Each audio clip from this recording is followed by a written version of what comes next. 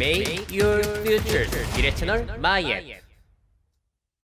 네, 지난 5월 한 달간 있었던 놓쳐서는 안 될 그런 짜투리 미래의 소식들 모아봤습니다. 자, 먼저 MIT 컴퓨터 사이언스 AI 랩에서 공개한 머리 빗겨주는 로봇이에요.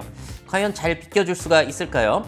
자, 로봇에게 이 머리 빗길 때의 힘 조절은 매우 어려운 일이죠. 세면 아프고 약하면 빗질이 안 되니까요. 그래서 센서가 장착된 브러쉬와 컴퓨터 비전 기술을 활용했고요.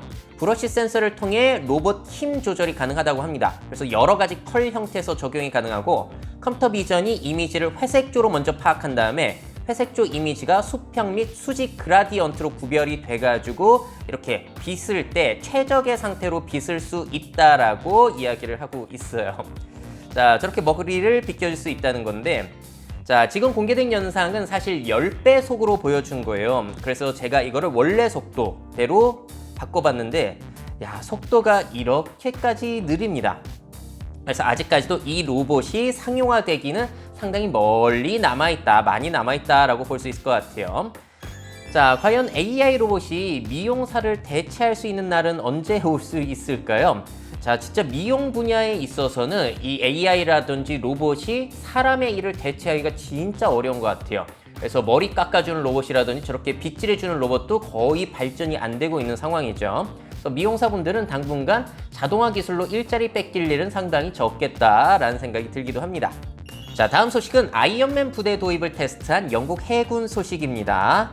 자, 영국 해병대가 제트스투 운영 훈련을 진행했습니다. 제트스투 제작 스타트업 그래비티 인더스트리의 제품을 활용한 거고요. 저렇게 작은 보트에서 제트스투를 타고 날아 올라가지고 함대까지 도착을 하는 거예요. 먼저 함대에 도착해가지고 착륙을 한 다음에 뭐 사다리를 내려준다든지 적군을 무찌른다든지 여러 가지 일을 할 수도 있다는 거죠. 자, 저 제품이 최대 출력은 1000마력이고요. 최고 속도는 시속 137km, 그리고 3600m의 고도까지 상승 가능하다고 해요. 자, 근데 아쉽게도 이게 한 벌 가격이 얼마냐면 우리 돈 4억 6,500만 원으로 상당히 비싸고요. 또 실전 투입이 어려운 게 10분이라는 짧은 비행거리, 그리고 소음이 있기 때문에 이게 실전에 들어오긴 좀 어렵다고 해요. 그래서 아직까지 최종 계약을 한 것은 아니고요. 테스트 단계였다고 합니다. 자, 그런데 이 제트스투가 여러 곳에 활용이 될 수도 있을 것 같아요. 재난구조 상황에서도 이용이 될 수 있겠죠. 홍수가 나가지고 이제 길이 차단이 됐을 때 저 제트스투를 입고 이동하게 된다면은 사람을 구할 수 있을지도 모르겠고요. 또 레저 용도로 저렇게 하늘을 날아다니면서 자연 경관을 보면 얼마나 이 경이롭겠어요. 자, 그리고 여러 사람들이 뭉쳐가지고 빨리 돌아오는 스포츠 경기까지 열 수도 있을 텐데, 자, 이런 것만 보면 참 활용할 길이 많아 보이죠. 앞으로 제트스투가 어떻게 활용될 수 있을 것 같으신지 여러분들 상상해 보시면 재밌을 것 같고요. 다음 소식은 바디 쉐어링 관광 로봇 닌닌에 대한 소식입니다. 자, 굉장히 황당하면서 또 신박하면서 재밌는 아이디어인데요. 저렇게 원격 제어 로봇을 어깨에 태우고 다니는 거예요. 저 닌닌이라는 로봇이고요. 머리 부분에 저렇게 카메라가 달려있기 때문에 저 카메라가 찍는 영상을 원격에서 사용자가 볼 수 있다는 거죠. 원격 관광을 하는 거예요. 그 말 그대로 원격 관광. 자, 그리고 마이크와 스피커도 있기 때문에 어깨에 태우고 다니는 사람과 대화를 하는 것도 가능합니다. 저렇게 말을 건네주고 있죠. 有名な桂浜が桂浜ね、すごい有名ですよね。 자, 저렇게 원격 관광을 즐긴다는 건데요. 자, 어떻게 느껴지세요, 여러분들은? 저런 방식. 자, 저것은 일본의 고치현이라는 곳에서 시작한 원격 관광 프로그램이고요. 자, 저 로봇을 만든 곳은 분신 로봇 개발업체 오리 레보러토리. 제가 미래 채널에서 많이 소개해드렸죠.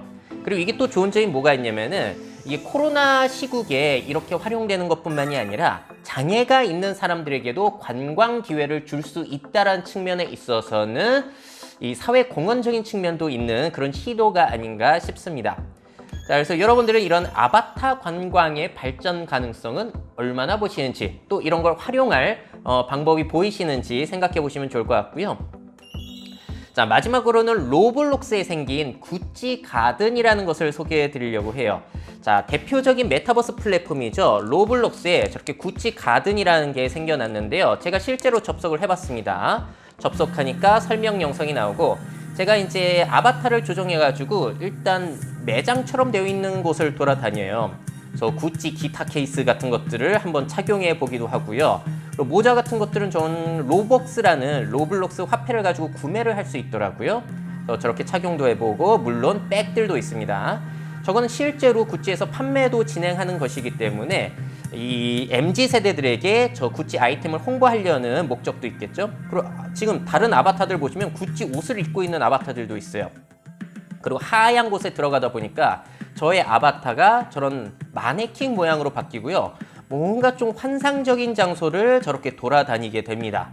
자, 돌아다니다 보면은 수영장도 나와요. 수영장에 들어가서 수영도 할 수 있고요. 장소가 꽤 미스테리하게 잘 구성이 되어 있어요. 그래서 정원도 돌아다니다가 어떤 영상이 플레이되는 게 있어서 클릭해 봤더니 그 광고 영상이 확대가 돼가지고 보여지니까 정말로 구찌에 대한 옷을 홍보하려는 그런 목적이 강한 그 앱이라고 볼 수 있겠죠. 자, 요거는 늘상 오픈되어 있는 게 아니라 5월 31일까지 2주간만 오픈이 되는 구찌 가든 이벤트이고요. 이게 실제 장소에서도 열리고 있다고 해요. 이탈리아 피렌체에서 이게 오픈이 되어 있는데 그 공간의 느낌을 그대로 가져온 디지털 트윈이라고 볼 수 있겠습니다. 자, 이렇게 해두면은 MZ 세대가 와, 구찌 대단하다, 나 구찌 옷 사야지, 이런 감정이, 생각이 더 올라올 수가 있을까요? 근데 정말 흥미로운 점은 뭐가 있냐면은 저 구찌 가든에 대한 좋아요, 싫어요 한번 보세요. 보시면은 좋아요는 55,000밖에 안 되는데 싫어요는 2배 이상이에요. 싫어요가 훨씬 더 많았다는 거고요. 또 앱들 목록 쫙 보시게 되면은 이 구찌 가든 맨 그 좌측 상단에 있는 거 보시면 선호도가 32%밖에 안 돼요. 근데 나머지들을 보시면 거의 다 70%, 최소 70%는 넘고 있잖아요. 40% 돼 있는 것도 있네요. 자, 이런 식으로 시도는 좋으나 로블록스 사용자들에게 호감을 얻는 데는 실패했다라고도 볼 수 있을 것 같아요. 자, 그래서 요즘에 메타버스라는 게 특히 한국에서 엄청나게 전 세계적으로 이렇게까지 메타버스에 대한 관심이 있는 곳이 한국밖에 없는 것 같거든요.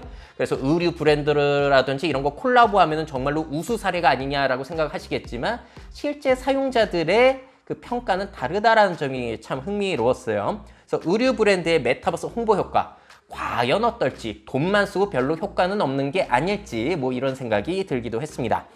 자, 그래서 5월 달에 있었던 놓쳐서는 안 될 짜투리 뉴스들 모아서 정리해 드렸고요.